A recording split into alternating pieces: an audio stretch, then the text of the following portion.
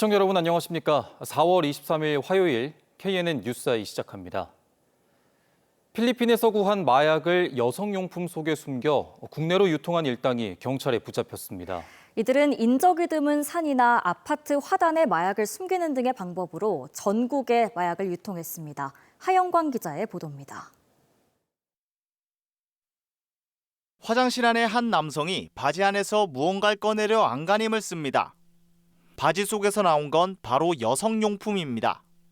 필로폰을 감싼 여성용품을 팬티에 부착한 뒤 국내로 밀반입하려던 겁니다. 이렇게 들어온 마약은 전달책을 통해 전국으로 퍼졌습니다. 한 주택가 배전함에 마약을 넣어둔 뒤 위치를 사진으로 찍어 전송하면 수거책이 물건을 찾아가는 던지기 방식을 사용했습니다. 경찰은 필리핀에서 국내로 마약을 유통한 총책 40대 A씨 등 일당 33명과 구매자 16명을 검거하고 이 가운데 17명을 구속했습니다. 이들은 지난해 8월부터 8개월 동안 필로폰 등 10만 명이 동시 투약 가능한 분량의 마약을 유통했습니다. 시가 20억 원 상당입니다. 다량의 마약류를 전달하기 위해 인적 드문 산이나 화단에 땅을 파 숨기기도 했습니다. 구매자들이 특정 장소에 대한 인식률이 높아지고 소화기 배전함이라든지 소화전이라든지 배전함에 숨겨놓는 것을 알다 보니까 점점 다른 장소를 변화되고 있는 겁니다. 국내에서 자주 유통되지 않던 환각버섯도 다량 발견됐습니다. 최근 마약 판매책이 환각버섯은 중독성이 없다고 광고하는 등 구매자를 유혹하고 있어 주의가 필요합니다. 경찰은 압수된 환각버섯의 재배가 국내에서도 이뤄질 것으로 보고 수사를 확대하고 있습니다. KNN 하영광입니다. 지자체는 필요하다고 인정되는 민간 사업에 대해 보조금을 지급할 수 있는데요. 하지만 민간 사업자가 보조금 집행을 제대로 하지 않은 경우가 많아 부실 관리 논란이 일고 있습니다. 김민욱 기자가 보도합니다. 지난해 11월 9일부터 이틀 동안 열린 블록체인 위크인 부산입니다. 블록체인 수도 부산의 미래를 널리 알리기 위한 컨퍼런스입니다. 전체 사업비는 10억 원으로 자부담 7억 원, 지방보조금 3억 원입니다. 하지만 주관사는 보조금 3억 원은 모두 집행한 반면 자부담금 7억 원 가운데 1억 1,400만 원은 집행하지 않았습니다. 시의회에서는 지방보조 사업자가 자기 부담금을 우선 집행해야 한다는 규정을 지키지 않았다고 비판했습니다. 우리 지방보조금법에 의하면은 지방보조금은 자부담금의 확보 능력을 담보하기 위해서 먼저 자부담금을 사용하고 있습니다. 맞습니까? 예. 그런데 지방보조금 지급 결정 이전에 주관사 직원들에게 인건비가 지급된 것도 문제라는 지적입니다. 지방보조금 교부 결정 이전에 집행한 사업비는 지방보조금으로 보전하는 형태로 집행해서는 안 되기 때문입니다.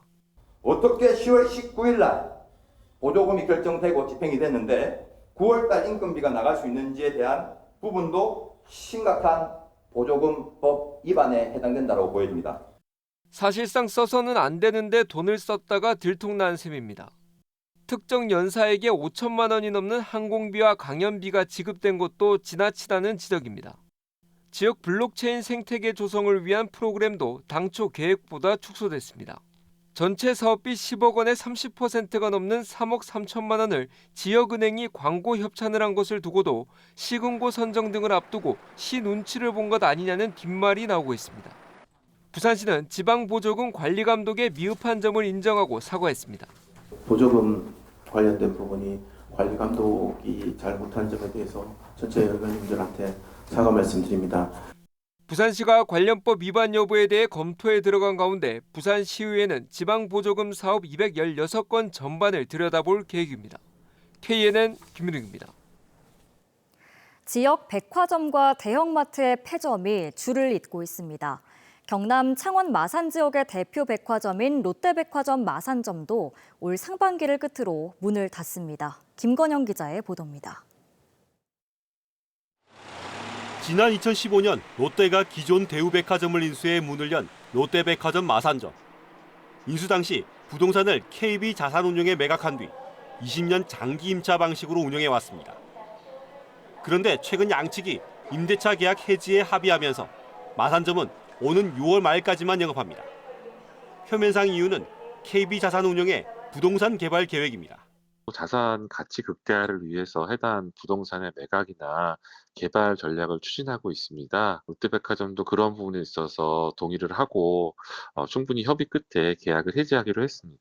하지만 마산점은 국내 5대 백화점 매장 70곳 가운데 매출이 최하위여서 줄곧 폐점설이 끊이지 않았습니다. 인수 10년도 채우지 못하고 매출 부진 매장을 정리한 겁니다. 주변 상인들은 상권 위축을 걱정합니다. 외부인을 유입할 수 있는 그래도 큰 건물이 이렇게 하루아침에 없어진다니까 좀 많이 안타깝고 어깨를 축 늘어뜨리시면서 걱정을 또 대단히 많이 하시더라고요. 최근 5년간 6곳이 문을 닫은 부산 지역 대형마트 폐점도 계속되고 있습니다. 부산 수영구와 남구의 중심에 자리한 메가마트 남천점이 다음 달 말 영업을 끝냅니다. 마트가 사라진 자리엔 초고층 아파트 건설이 추진됩니다. 온라인 쇼핑에 익숙치 않은 노년층은 당장 장보기가 걱정입니다. 이게 없어지면 이제 어떻게 어디서 장을 보실? 그래서 좀 막연해서 해운대 갈 수밖에 없는데 근데 해운대 가면은 들고 타고 왔다 갔다 해야 되니까 불편하죠 여기. 부동산 개발과 매출 부진 등 폐점 이유는 여러 가지지만 앞으로도 오프라인 매장의 축소는 계속될 것이라는 게 지역 유통업계의 진단입니다. KNN 김건영입니다. 정부가 의대 증원 규모를 50에서 100% 범위 안에서 자율적으로 줄일 수 있도록 허용했는데요. 경상국립대는 의대 증원분을 절반 정도 줄이기로 결정했고 다른 대학들도 의료계 동향을 예의주시하고 있습니다. 이태훈 기자가 취재했습니다. 당초 경상국립대는 내년부터 의대 입학 정원을 기존 76명에서 124명 더 늘려 200명을 뽑을 계획이었습니다. 충북대에 이어 전국에서 두 번째로 많은 증원입니다. 하지만 경상국립대는 내년 의대 입학 정원 규모를 50% 줄이기로 했습니다. 124명에서 62명으로 줄어드는 것은 정부가 허용한 최대치입니다. 우리가 100%를 하는 거하고 50%에 가깝게 이렇게 하는 거하고는 다르잖아요. 아무래도 뭐냐면 우리가 설득할 명분이 훨씬 더 크게 되고. 관심을 끌었던 지역 의사제는 적은 인원이라도 내년부터 시작할 계획입니다. 경상국립대 의대 관계자는 내년 입학 정원은 줄어도 전체 2,000명 증원은 이미 못 박은 상황이 아니냐며 회의적인 시각을 드러내기도 했습니다. 지역의 다른 대학들도 신중한 모습입니다. 부산대는 내부 검토 중이고 동아대 역시 조정이 가능할지 검토하겠다고 밝혔습니다.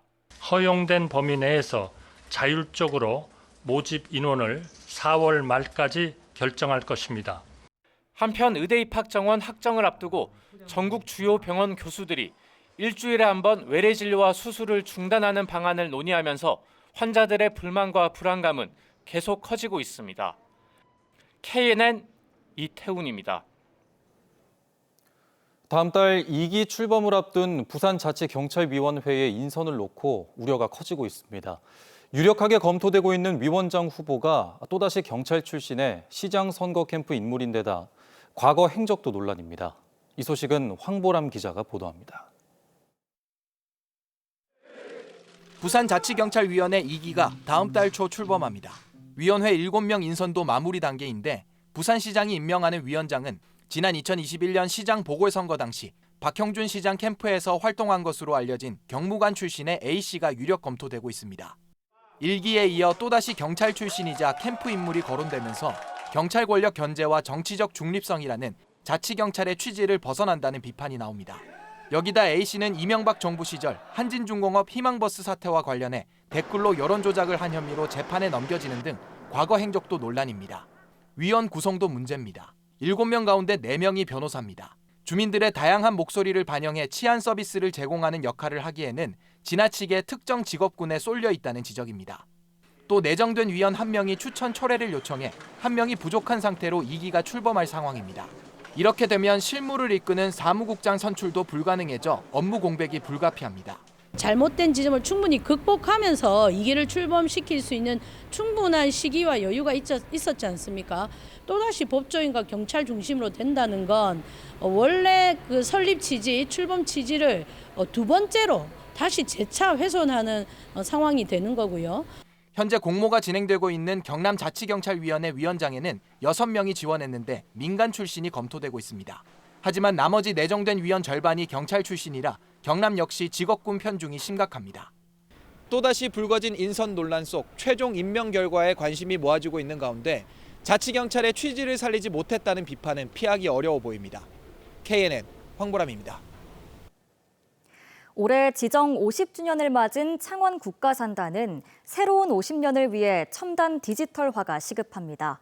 경남도가 올해 창원 산단 입주 기업들의 대대적인 스마트 공장 도입과 고도화를 추진 중인 가운데 전통 제조업 중심의 산단이 얼마나 바뀔지 주목됩니다. 주우진 기자의 보도입니다. 전기차의 속도를 조절하는 감속기 등 자동차 부품을 주력 생산하는 창원 국가산단의 한 제조업체입니다.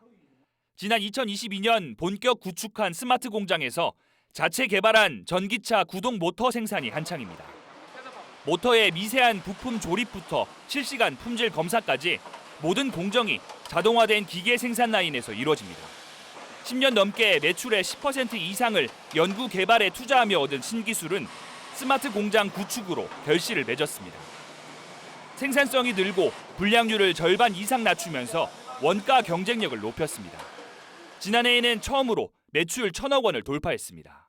수작업으로 만약에 작업을 하게 되면 많은 인원들이 필요한데 자동화 공장을 하게 되면 인원이 많이 줄어들어서 스마트 공장을 검토하게 된 계기가 되었습니다. 좀 더 발전, 성장하기 위해서 스마트 공장 부분에서 계속 지속적으로 투자할 예정입니다.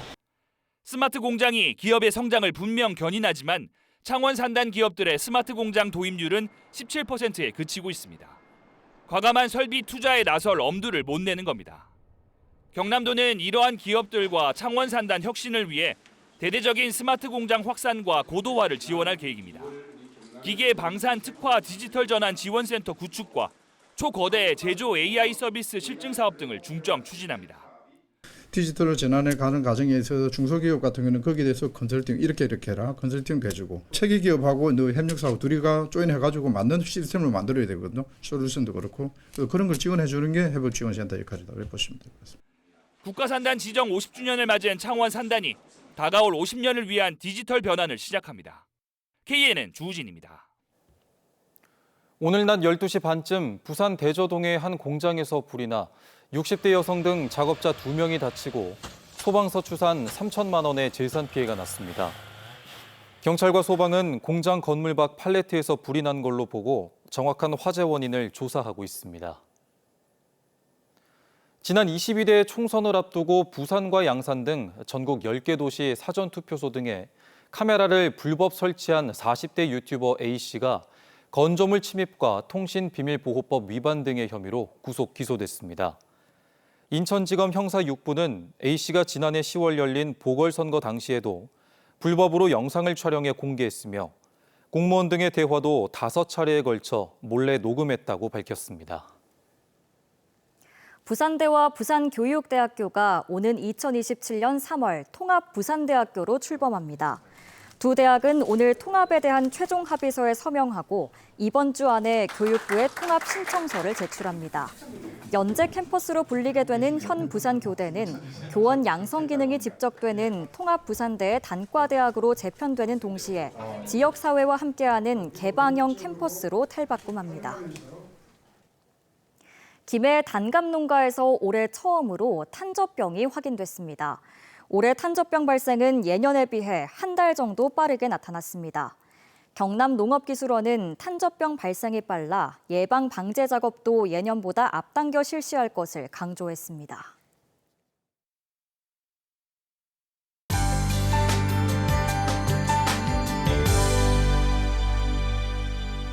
지금 부산과 경남 전 지역에 비가 내리고 있습니다. 이 비는 내일 낮까지 오락가락 이어지겠는데요. 예상 강수량은 5에서 20mm로 양이 그리 많지는 않겠지만 강한 바람과 천둥, 번개가 동반될 수 있겠습니다. 또 일부 내륙에는 굵은 우박이 떨어질 수도 있어서 각별히 주의하셔야겠습니다.